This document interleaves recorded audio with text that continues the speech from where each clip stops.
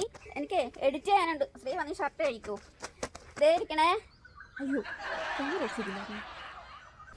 അതെ, പണ്ട് പണ്ട് പണ്ട് തൊട്ടേ നമ്മൾ കെട്ടിയോന്മാരുടെ ഒരു പ്രധാന വരുമാന മാർഗ്ഗമായിരുന്നു കെട്ടിയോന്മാരുടെ ഷർട്ട് കഴുകുമ്പോഴേ അതിൽ നിന്ന് കിട്ടണ 10, 20, 50 ഒക്കെ. അതിൽ നിന്ന് കിട്ടുമ്പോഴേ നമ്മുടെ മീൻ മേടിക്കലും പച്ചക്കറി മേടിക്കലും ഒക്കെ അതിൽ കൂടി അങ്ങ് പോകുമായിരുന്നേ. ഗൂഗിൾ പേ വന്നതോടെ അതങ്ങ് നിന്നു. ഇപ്പം 5ൻ്റെ പൈസ എനിക്ക് കിട്ടാറില്ല. എല്ലാവർക്കും അങ്ങനെയൊക്കെ തന്നെയല്ലേ.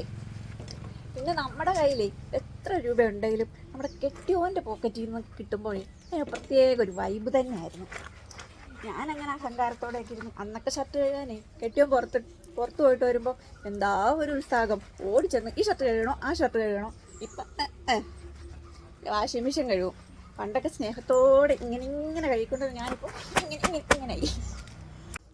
അതെ, കഥയിലൊരു ട്വിസ്റ്റ് ഉണ്ട് കേട്ടോ.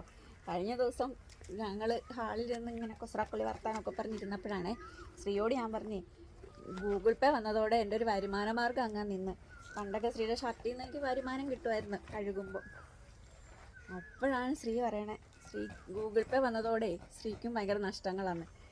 ഞാൻ വിചാരിച്ചേ ആണുങ്ങൾ ഈ ചില്ലറ പൈസയുടെ കാര്യത്തിൽ ഇച്ചിരി വീക്കാണെന്നാ. ശ്രീ അപ്പോൾ പറയുവാണേ ഷർട്ട് കഴുകാനുള്ള മടി കൊണ്ടേ 10, 20 പോക്കറ്റിൽ ഇട്ട് വെച്ചതാണ് എന്നെക്കൊണ്ട് ഷർട്ട് കഴുകിക്കാൻ. അങ്ങനെ ഞാൻ പ്ലിങ് ആയിരിക്കുക. ഇങ്ങനെ സമാന അനുഭവങ്ങൾ ആർക്കെങ്കിലൊക്കെ ഉണ്ടെങ്കിലേ ഒന്ന് ഷെയർ ചെയ്ത് കമൻറ്റ് ചെയ്യണേ. അത്ര ടാറ്റ ബൈ ബൈ. ശ്രീ എനിക്ക് എഡിറ്റ് ചെയ്യാനുണ്ട്. ശ്രീ വന്ന് ഷർട്ട് കഴിക്കൂ. ഇതേ ഇരിക്കണേ. അയ്യോ